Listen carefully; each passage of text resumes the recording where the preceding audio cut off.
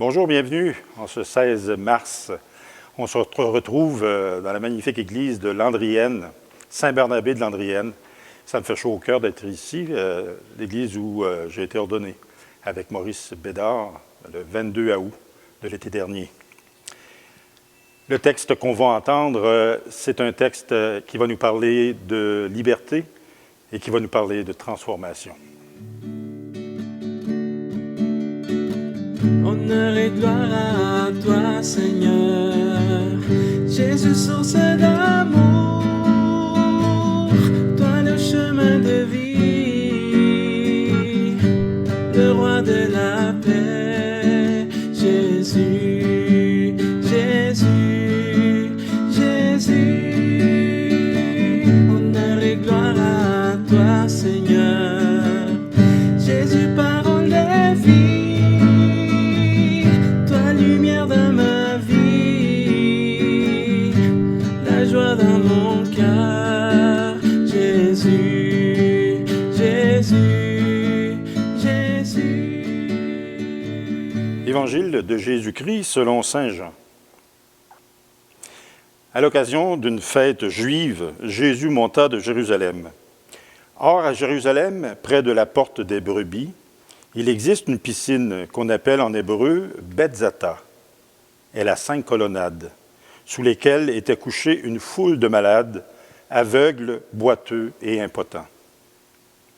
Il y avait là un homme qui était malade depuis 38 ans.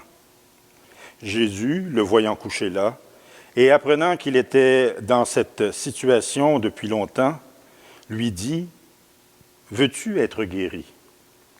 Le malade lui dit « Seigneur, je n'ai personne pour me plonger dans la piscine au moment où l'eau bouillonne, et pendant que j'y vais, un autre descend devant moi. » Jésus lui dit, « Lève-toi, prends ton brancard et marche. » Et aussitôt l'homme fut guéri, il prit son brancard et il marchait.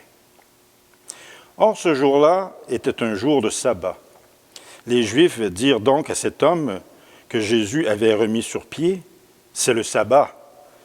Il ne t'est pas permis de porter ton brancard. » Il leur répliqua, « Celui qui m'a guéri, c'est lui qui m'a dit, « Prends ton brancard et marche. » Ils l'interrogèrent. « Quel est l'homme qui t'a dit, « Prends ton brancard et marche » ?» Mais celui qui était rétabli ne savait pas qui c'était.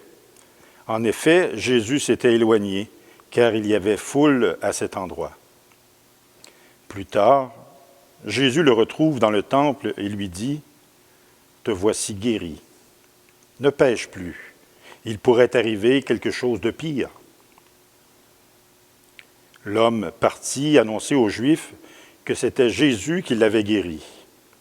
Et ceux-ci persécutaient Jésus parce qu'il avait fait cela le jour du sabbat.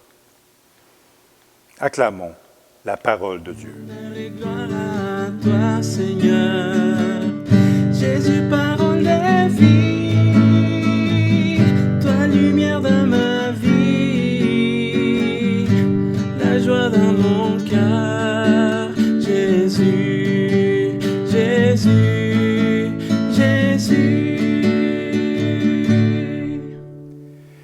Voilà, c'est le merveilleux texte de Jésus qui rencontre ce malade. Un texte de libération, un texte de transformation. Vous avez peut-être vu une certaine transformation. Tout à l'heure, j'ai fait la lecture, habillé d'une autre façon. Pour le commentaire, je suis habillé avec les vêtements propres au diacre. Pour marquer qu'une transformation, ça se fait de façon progressive et ça peut se faire aussi de façon plus spontanée. Ce qui est intéressant dans ce texte, c'est que Jésus commence par une question. Il s'approche du malade et lui demande « Veux-tu guérir ?» Même à travers le bien que Jésus peut apporter à cet homme, il va lui apporter ce bien-là sans lui imposer. Il va lui apporter à l'intérieur de la liberté. Pourquoi c'est ce malade qui est choisi plus qu'un autre? Le texte ne le dit pas. Mais on nous dit que Jésus sait qu'il est malade depuis longtemps Il sait que le malade a besoin de guérison, mais même à travers tout ça, il va prendre le temps de demander son accord.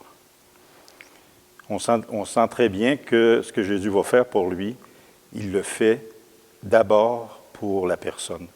Il le fait d'abord pour lui, non pas pour sa propre gloire à lui, la propre gloire de Jésus. Et cette transformation, elle va se vivre extérieurement et elle va se vivre intérieurement pour la personne malade. Elle se vit extérieurement, c'est peut-être ce que le texte nous rapporte le plus. Prends ton brancard et marche. Donc, on voit marcher quelqu'un qui n'a pas marché depuis plus de 30 ans, qui peut se déplacer. Pour ceux qui étaient autour, c'est quelque chose, extérieurement, c'est quelque chose qui frappe l'imaginaire. On veut savoir ce qui s'est passé, on veut savoir qui a fait en sorte qu'il puisse marcher. De l'autre côté, la plus grande transformation, elle est sûrement à l'intérieur. L'homme guéri par Jésus va se transformer de l'extérieur, mais doit aussi transformer son intérieur. Et Jésus va lui mentionner, comme il mentionne à peu près dans toutes les guérisons qu'il fait, « Va et ne pêche plus ». Ça veut dire « Va et continue une route où tu vas aller mieux. Continue sur une route où ça va bien aller. » Et dans le fond, c'est d'envoyer cet homme vers une route qui va lui apporter de la vie. Avec Jésus, tout est résurrection, tout est vie, tout est tourné vers la résurrection. Parce que pour cet homme-là, quand on regarde le texte attentivement, le lendemain ne sera pas nécessairement facile. La joie d'être guéri va faire en sorte que, oui, il va y avoir une forme d'exaltation, une forme de réjouissance, peut-être pour des membres de sa famille et tout ça. Mais il y a un matin où il va se lever et il va se rendre compte que sa vie a changé de façon pleine et entière. Donc, il va falloir s'il avait l'habitude de rester au temple, il va falloir qu'il se trouve un endroit pour rester. Si elle avait l'habitude de mendier pour avoir quelque chose à manger, bien, en n'ayant plus cette maladie, il faut qu'il se trouve du travail pour être capable de subvenir à ses besoins. Donc, c'est une vie qui se transforme, pas juste le fait qu'il ne soit plus malade ou ne soit plus handicapé, mais c'est une vie qui se transforme complètement. Et c'est à ça qu'appelle Jésus chacun et chacune d'entre nous. Quand il appelle, le Christ nous demande à chacun de nous, veux-tu guérir? Bien, dans un premier temps, il faut être capable de voir qu'est-ce qu'on a à guérir. Et si on est capable d'identifier ce qu'on a à guérir et qu'on décide d'aller de l'avant dans cette guérison avec le Christ, bien, cette guérison-là va nous emmener plus loin. Elle va nous emmener vers un chemin où la vie va s'installer. Pas de façon nécessairement facile tous les jours, mais avec des jours heureux, beaucoup plus qu'avec des jours malheureux. Il y a un passage dans le texte aussi qui dit, où le malade, on lui demande, qui t'a dit de prendre ton brancard? Et il dit, je ne sais pas, je le connais pas. Et moi, quand je suis arrivé sur cette phrase-là, je me suis dit, il y a on voit beaucoup de gens autour de nous qui prêtent moins attention à ce que peut être Jésus dans une vie, à ce que peut être le Christ dans une vie. Et cette phrase-là vient me redire que la plupart des gens ne s'approchent pas parce qu'ils ne savent pas c'est qui. Ils ne sont pas capables d'identifier qui. Et c'est à nous, chrétiens et chrétiennes, et à nous, les disciples de Jésus, de faire en sorte que ce Jésus soit connu, que son message de bonne nouvelle, que son message de résurrection soit annoncé au monde. C'est à partir de cette courte réflexion que je vous invite à prier. À prier une prière que je suis passé par une maison de formation il y a plusieurs années. Une prière qu'on reprenait à tous les jours à la fin des intentions de prière en commun. On finissait toujours notre prière en disant « Prions pour celui d'entre nous qui en a le plus besoin ». Aujourd'hui, c'est la prière que je fais. Prions pour celui ou celle d'entre nous qui en a le plus besoin. Et quand on prie de cette façon-là, on ne sait pas pour qui on prie, mais on sait que la prière, le Christ Jésus va entendre la prière et va porter notre prière pour qu'elle donne de la vie. Et quand on prie de cette façon-là, peut-être qu'un matin, c'est pour nous-mêmes que nous allons prier. Alors, en cette journée, je vous souhaite tout ce qu'il y a de meilleur, tout ce qu'il y a de bien. Et je demande au Seigneur d'apporter sur vous et sur tous ceux que votre cœur aime sa bénédiction.